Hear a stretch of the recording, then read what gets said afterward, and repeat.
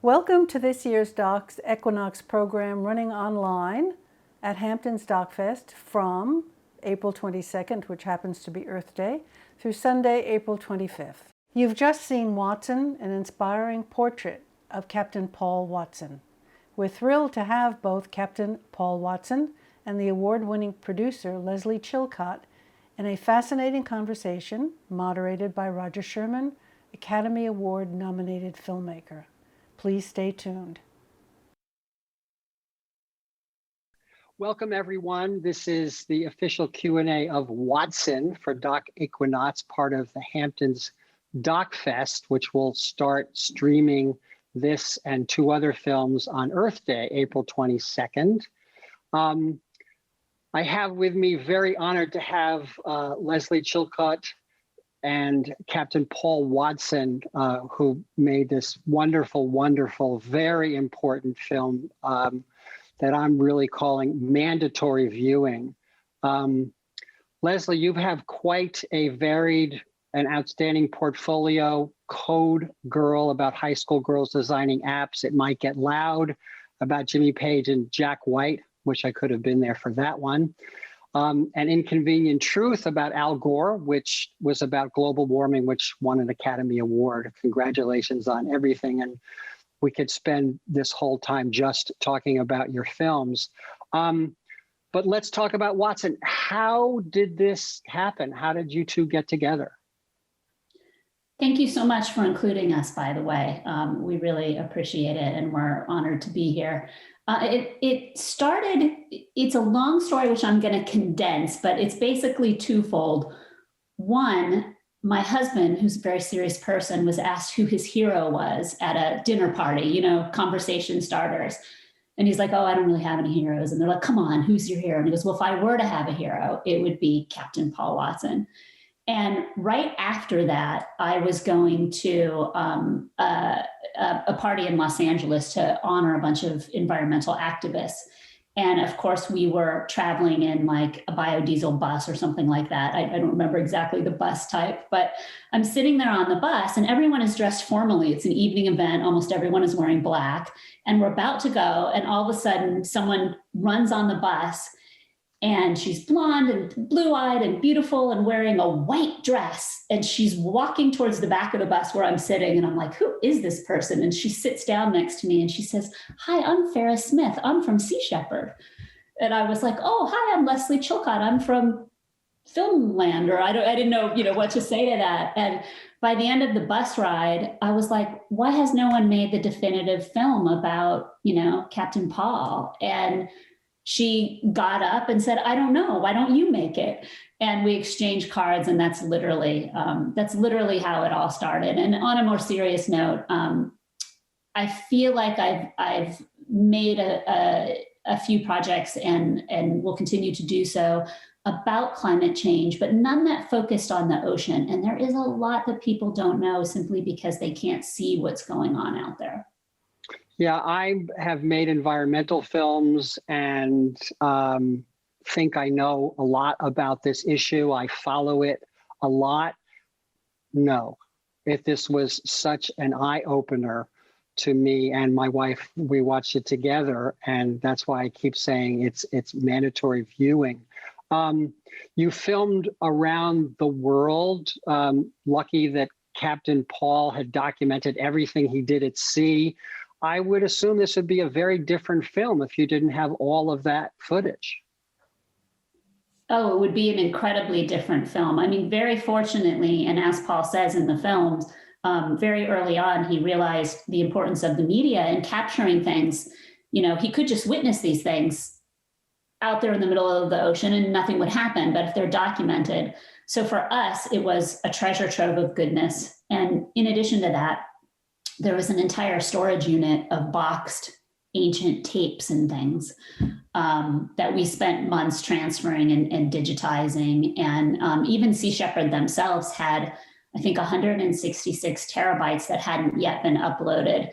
And we were able to take that on and make sure that got done. And we had interns every day in their server tagging the footage, by like like the location or what the incident was and all of that to sort of help make the archive more robust.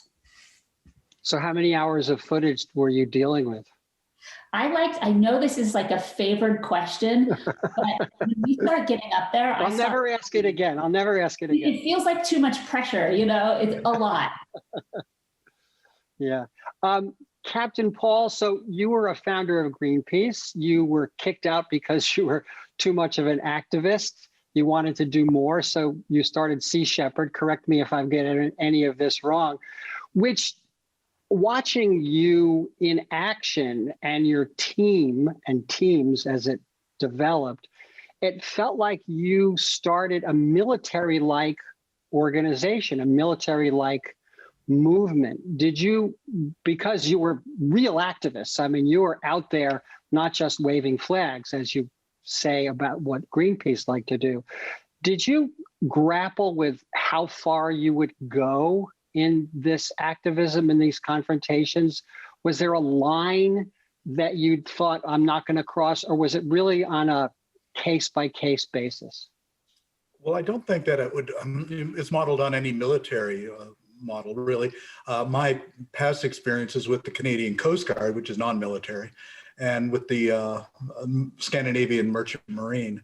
So yes, because we have ships, we're structured in a hierarchical form with, captains, officers, and whatever.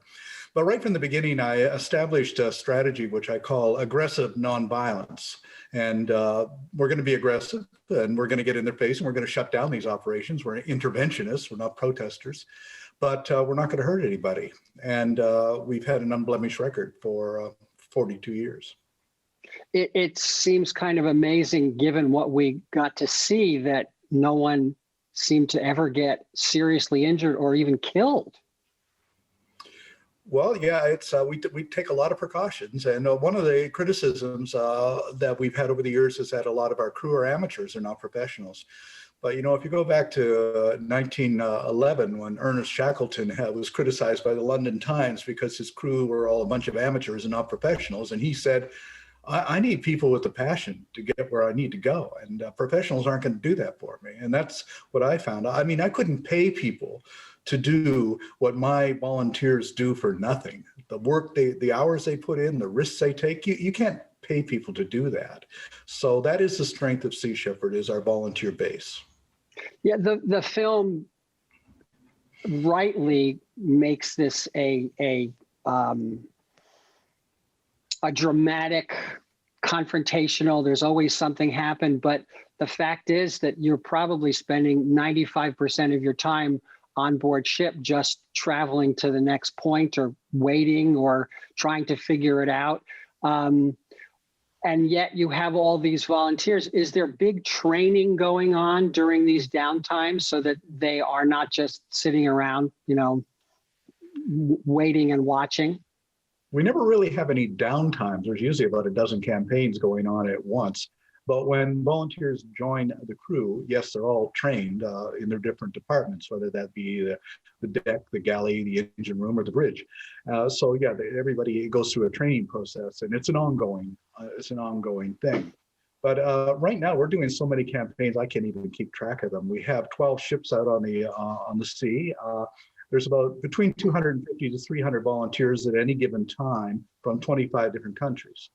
And so it's Sea Shepherd has evolved from being an organization to it's now a global movement, and we're registered in over 24 countries. So it's there's really no downtime. Yeah. Lesley, are you a diver? I am now. The whale footage was extraordinary. I've never seen whales seemingly resting vertically, just sort of hanging out together. Yeah. Did you shoot a lot of the whale footage and other underwater footage, or did you license it? We did a combination of both, and those beautiful vertical whales took those cinematographers years to find and get just right. So I want to give credit where credit is due. We licensed that footage from outtakes. And that was just beautiful. We also, people spend years getting this footage, and, you have to ask yourself, do I have the right to go and try and get my own version of this footage, or should I stay out of the ocean? So sort of what we did is, where we could find the footage that said what that went with what Paul was saying, we would license it. But I think every humpback whale in the film except one we filmed. So all of those super close-up shots of the humpbacks we filmed. Paul tells this, story about Spaceship Earth.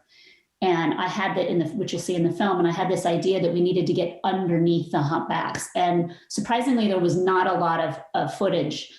So we went to the Kingdom of Tonga, and there it's free diving. You're not allowed to scuba dive with the whales. And our wonderful cinematographer, Christian Demetrius, who's from Brazil, we spent days trying to get, underneath these humpbacks. And we found this mom and calf that were just really welcoming to us.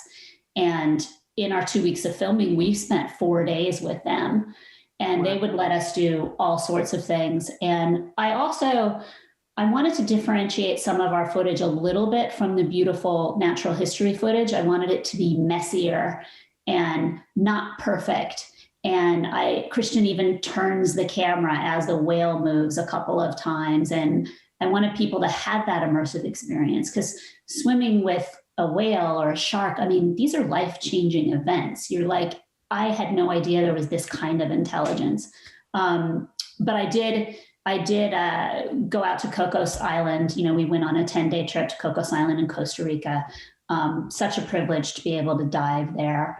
And so glad I had my certification so I could participate in everything. And I think as a filmmaker, it's one thing to sit on the boat and look at a monitor while everybody else is down there. You need to go and experience, a shark touched my knee as it went by. And this is so amazing. And you need to experience, these things.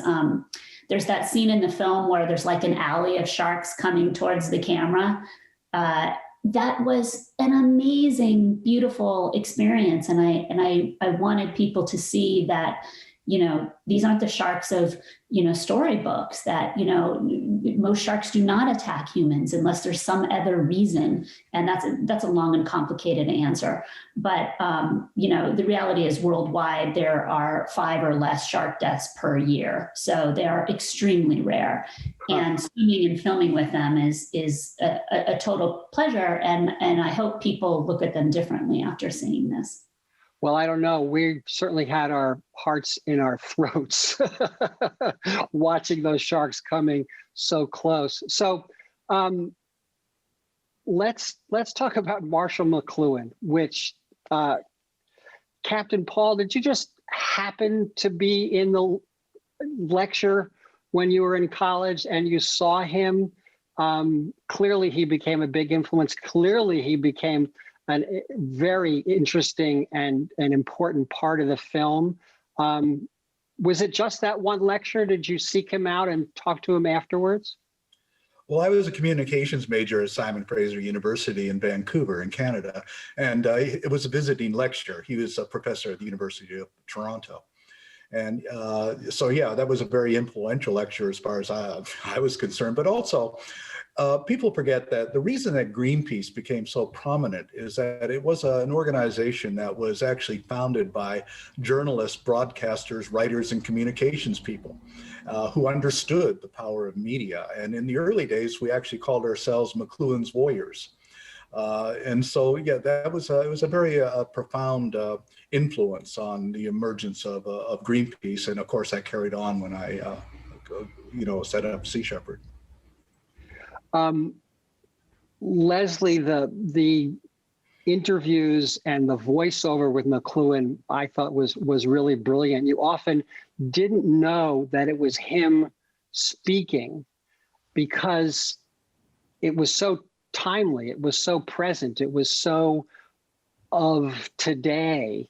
And was that quite a surprise for you to learn that you had this footage of him, that he even could become a character in the film?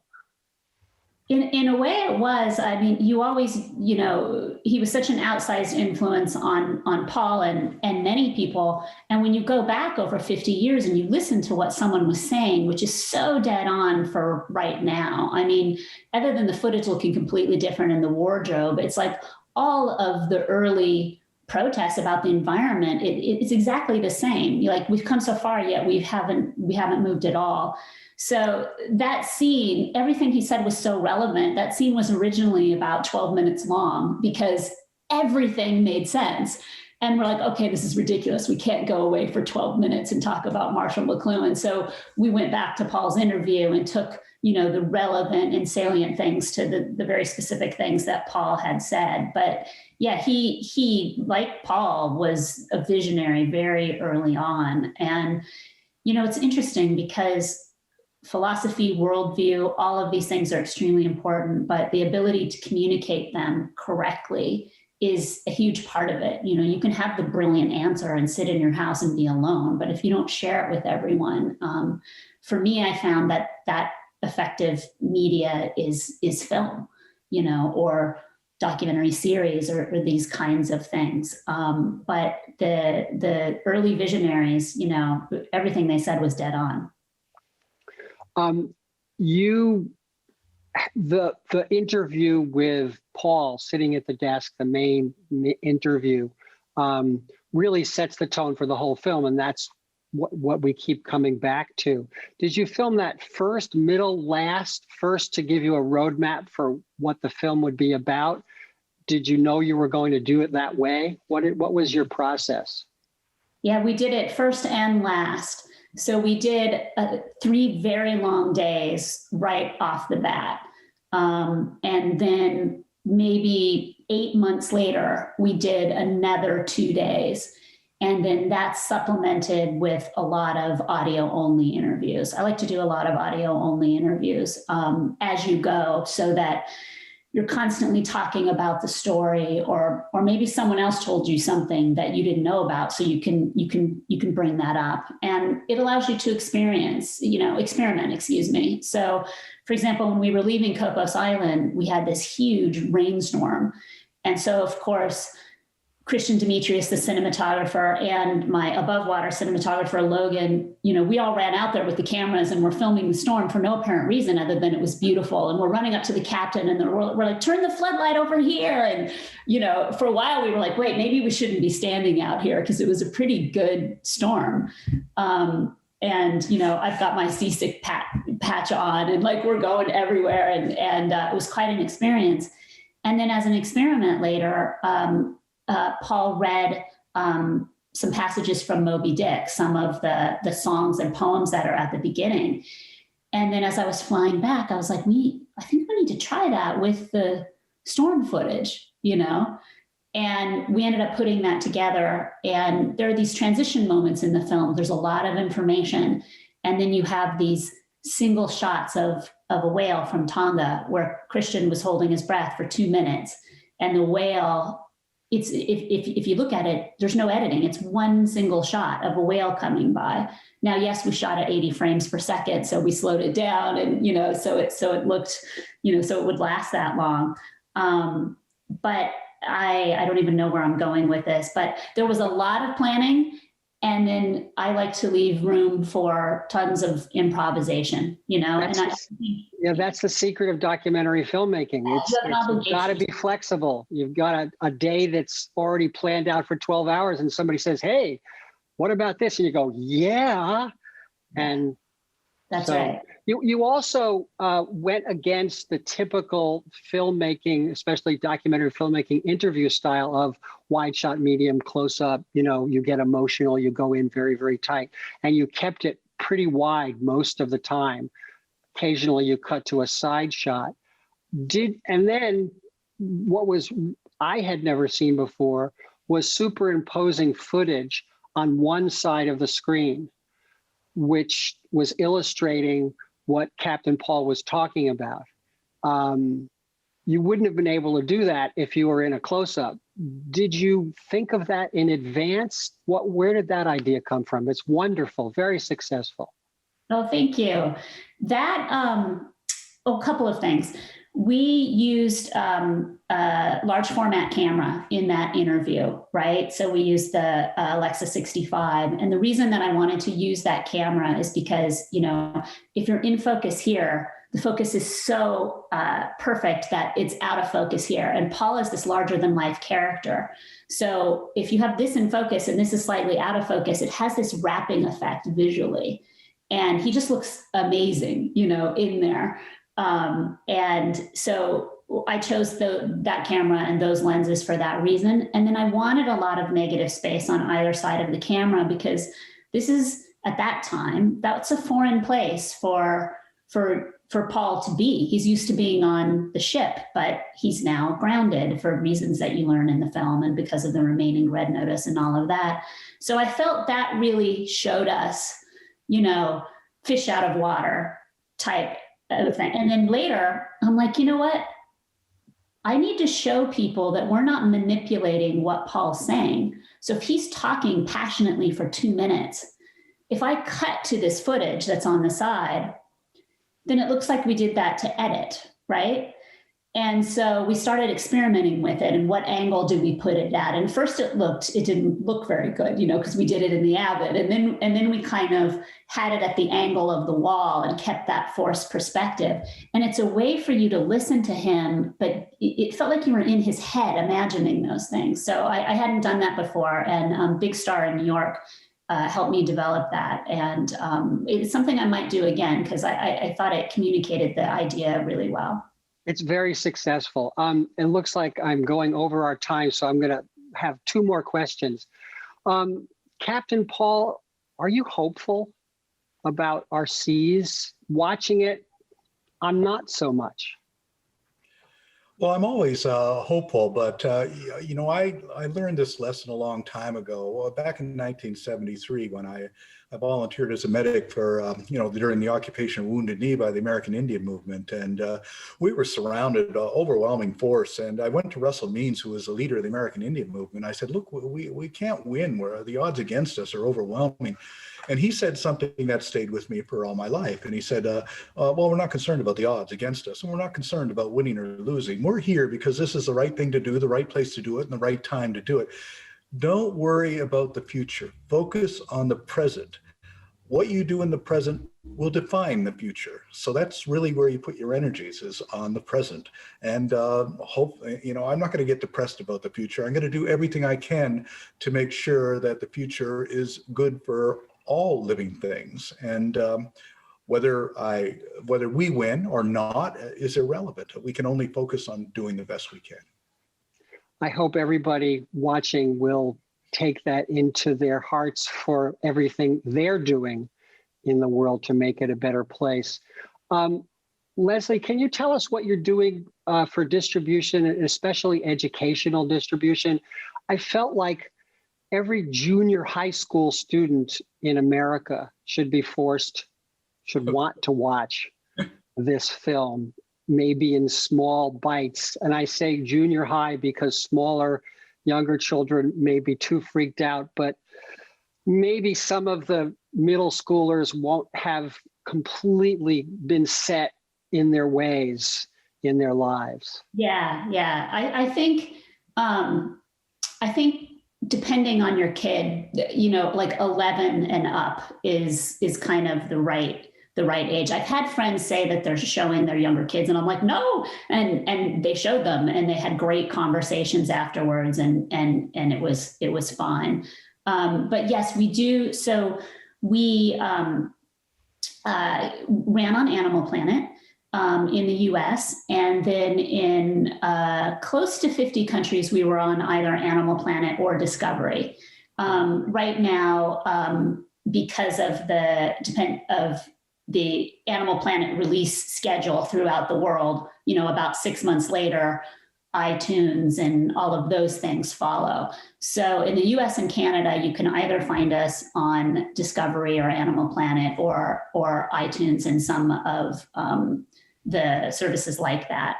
And then we're doing educational distribution as well. And then I just got the link yesterday There's a distributor called Giant, and we're doing DVDs with them. And you would I think work with them.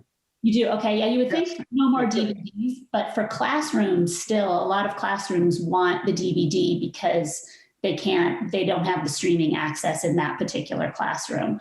So we're doing that as well, and continuing to do, awesome festivals like yours. That's great. That's great. Well, thank you both very much for taking the time. I'm glad you were on the bus, Lesley, with that woman from Sea Shepherd who put you in touch and made this happen. Captain Paul, I can't thank you enough for the work that you've done and continue to do. Thank you for your service. And I hope everybody tells everybody they've ever known about this film, and everybody should watch it. Thanks so much. Take care. Great questions, Roger. Thank you.